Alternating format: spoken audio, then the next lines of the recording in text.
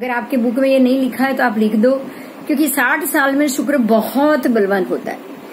आपको मोदी की दूसरी इनिंग, आपको अमिताभ बच्चन की दूसरी इनिंग। मोदी पहले इतने फेमस ही नहीं बने थे, 60 के बाद ही फेमस हुए, 60 के बाद ये हो पाए। वो उससे पहले जब सीएम थे तब उनको इतना मान पान, इतना महत्व, उनका इतना प्रेम लोगों ने देखा ही नहीं।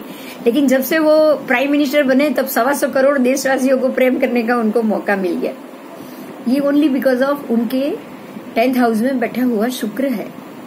इतना बलवान शुक्र है तो आपको पूरे दुनिया से प्रेम करने का मौका मिल जाए। उसके बाद आओ संगीत और भौतिकवादी वलन। म्यूजिक के ऊपर अमल है, भौतिकवाद वलन के ऊपर अमल है।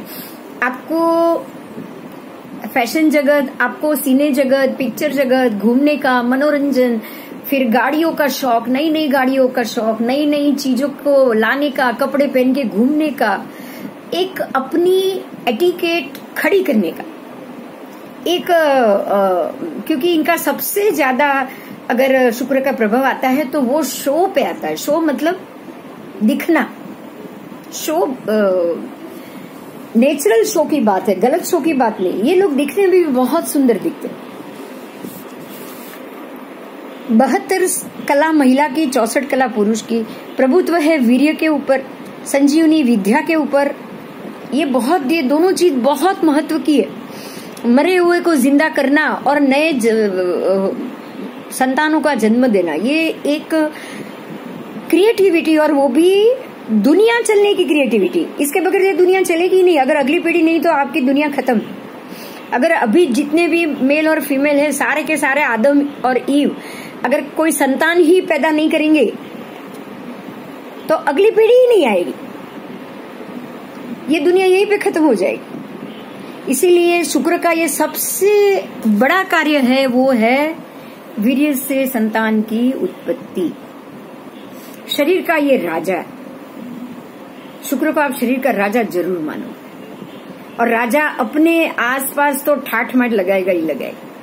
तो राजा जब अपना ठाठ माठ पसंद करता है तो शुक्र शरीर का राजा हो गया, तो वो शरीर को ठाठ माठ से रखेगा ही रखेगा, डेफिनेटली रखेगा। आपको किसी के पहरवे से ही मालूम पड़ जाएगा, उसके पहनावे से ही, कि इसका शुक्र जरूर बलवान। अगर वीक है तो, शुक्र वीक है तो सुसाइड की बातें आपने अभी देखा। ये जो सुशांत का जो हुआ, वो सुशांत सिंह राजपूत, प्रेम में चीज नहीं मिलने से सुसाइड करना, ये सुसाइड टेंडेंसी आपके वीक दिमाग का रिजल्ट है, फितूर है। आप ज्यादा प्रेम चाहिए और प्रेम नहीं मिल पाया, आप ये सोचोगे। आप उन्माद में अगर आगे बढ़े ना तो इसका एंड यही है।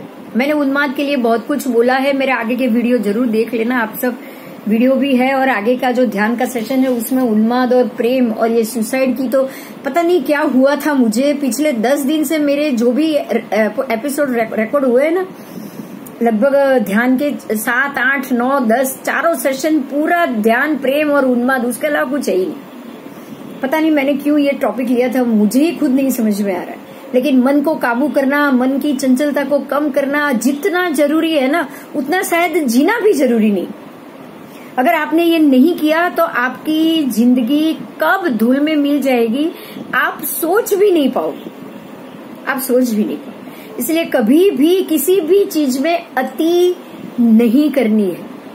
आपको इतना याद रखना है, अतिरेक जिंदगी में कभी नहीं करोगे। जो मिला है संतुष्ट हो जाओ, बस जो मिला है संतुष्ट हो जाओ। इसके लिए आपको अपना राहु वीक करना ही पड़ेगा। किसी भी चीज के पीछे नहीं भागना। और आपको ये मैं एक बात बता दूं, आजकल दुनिया में वेबिनार्स आप देखो तो सही, खाली फेसबुक के ऊपर कितने वेबिनार की एडवर्टाइजमेंट, कितने आपको अभी मिलेंगे मीडिया में कि उसको क्या बोलते हैं, मोटिवेशनल स्पीकर। सारे एक ही चीज पे ले जाएंगे। आप जुनून से सोचो, जुनून से काम करो, पीछे पड़ जाओ, पैसा चाहिए ही चाहिए कमाने के लिए, उसके लिए ध्यान कराएंगे, ये कराएंगे।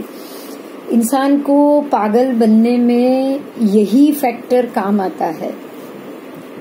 आप कब अपने जुनून को बढ़ाते बढ़ाते नेगेटिव की तरफ जाने लगोगे आपको मालूम ही नहीं पड़ेगा। आप अपने दिलो और दिमाग को एक ही टारगेट दोगे, मुझे पैसेदार पैसे वाला बनना है, कुछ भी करो, काम बढ़ाओ, स्ट्रेस बढ़ा दोगे, हार्ट के ऊपर स्ट्रेस, ब्रेन के ऊपर स्ट्रेस, आसपास के लोगों के ऊपर स्ट्रेस। थोड़ा सा भी स्ट्रेस हमें नेगेटिव बनाता है तो आपने बढ़ा ही दिया, स्ट्रेस बढ़ा ही दिया, बढ़ाते गए तो ये बढ़ा हुआ स्ट्रेस आपको और आपके आसपास सबको नेगेटिव बना। क्या कमी थी सुशांत सिंह राजपूत को? सोचो क्या कमी थी उसके पास। डुप्लेक्स का 32 साल की उसकी उम्र, 32 साल की उम्र में वो 30 साल की उम्र में उसने बांद्रा में, शायद उससे पहले भी लिया होगा नहीं मालूम, लेकिन 30 साल की उम्र में आज बांद्रा जैसे पोश विस्तार में आपके पास पेंट हाउस हो, डुप्लेक्स। आप सोचो जब ये मंगलयान हुआ तब उसने मंगल के ऊपर जमीन बुक की थी, वो मंगल ग्रह पे जाकर जो बुकिंग हुई थी तब, और उसने बुक भी की थी कि जब भी अगर वहां कुछ जाएंगे और लोग जाएंगे मैं वहां जाके रहूंगा। प्लेन उड़ाना वो सीखा, उसने 50 चीजें निकाल के रखी थी कि मुझे ये ख्वाहिश मेरी पूरी करनी है। जो इंसान 50 ख्वाहिश रख सकता है पूरी करने के लिए, आप सोच सकते हो उसका दिमाग किस स्पीड से वो भागता होगा अपनी इच्छाओं को खत्म करने के लिए। आप ये सोचो कि उसकी महत्वाकांक्षा कितनी बढ़ गई होगी, उसका राहु कितना प्रबल हो गया होगा, वो कहाँ पे बैठ गया, कहाँ पे उसका दिमाग ने सोचना बंद कर दिया। सोचो तो सही, ऐसी क्या चीज थी जो इससे वो बर्दाश्त नहीं कर पाया, जबकि पैसे या पैसे की कमी उसके पास बिल्कुल नहीं थी। ना ही उसको पैसे कमाने की चिंता थी और ना ही उसको कैसे जीना है आगे, फ्यूचर का प्लान क्या करना है, कैसे नहीं करना है, कल क्या खाना है, कोई चिंता नहीं थी, कोई चिंता। लेकिन दौड़ की तरफ भागना, भौतिकवाद के पीछे भागना, कितने भी पैसे हो, कितनी भी आपकी 4 ख्वाहिश इंसान की कितनी हो सकती है, चलो आपकी कितनी है, मेरी तो एक ही, मैंने एक ही ख्वाहिश बनाई है, वो है ये मेरा पंचांग चालू करना। उसके अलावा मेरी जिंदगी में कोई दूसरा मोटिव ही नहीं है ही नहीं। ऐसे ही आप सबकी कितनी ख्वाहिश हो सकती है, एक इंसान की कितनी ख्वाहिश हो सकती है।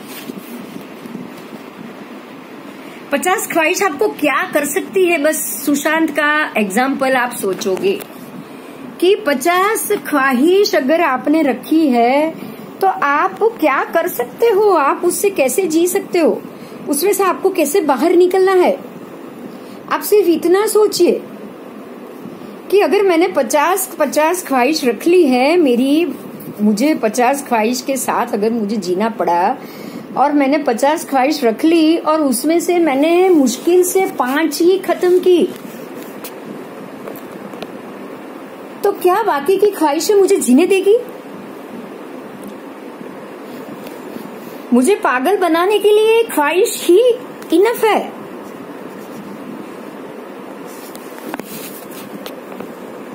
इसमें से मैं बाहर नहीं आ सकूंगा।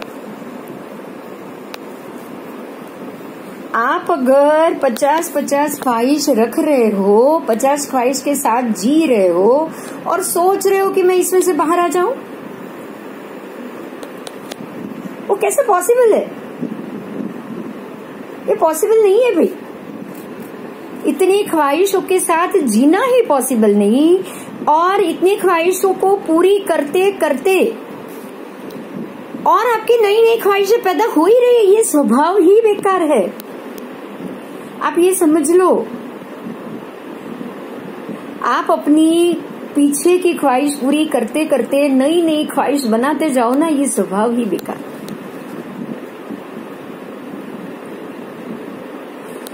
आप इसमें से अपने आप को कभी नहीं बचा पाओगे। यही हुआ उसके साथ यही हुआ। क्योंकि जीने का तो बहुत सामान था, घर, गाड़ी, बंगला, कुछ किसी की कमी नहीं, किसी की कमी नहीं। शादी भी होने वाली थी, सब कुछ था उसके पास, लेकिन फिर भी एक गति, एक बिना सोच की गति, भागते रहने की गति। मुझे क्या चाहिए मुझे पता ही नहीं है, ये मालूम ही नहीं कि आपको किस चीज से सुख मिलता है, ये आपको पता ही नहीं मालूम है ना। इसीलिए नई इच्छाएं होती कि शायद ये चीज मिल जाए मैं खुश हो जाऊं, शायद ये चीज मिल जाए और मैं सुखी हो जाऊं, एक और चीज अभी सोचूं और अगर उसको पालूंगा तो मैं सुखी हो जाऊं। ये चीज हमें खत्म करती जाती है, ये चीज इंसान को बिल्कुल खत्म करती जाती है। अब आगे चलेंगे हम। सुसाइड की बातें, जीवन में कोई रस नहीं होता है। रस हो तो आप एक चीज को गेट पाके उसके अंदर उतर के उसका आनंद, प्रमोद और भोग का आनंद उठा पाओ।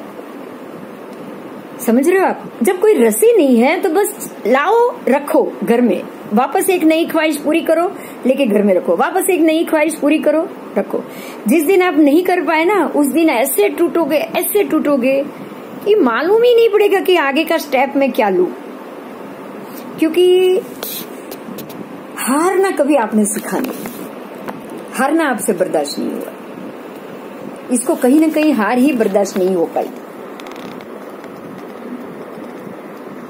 समय से पहले का वृद्धत्व,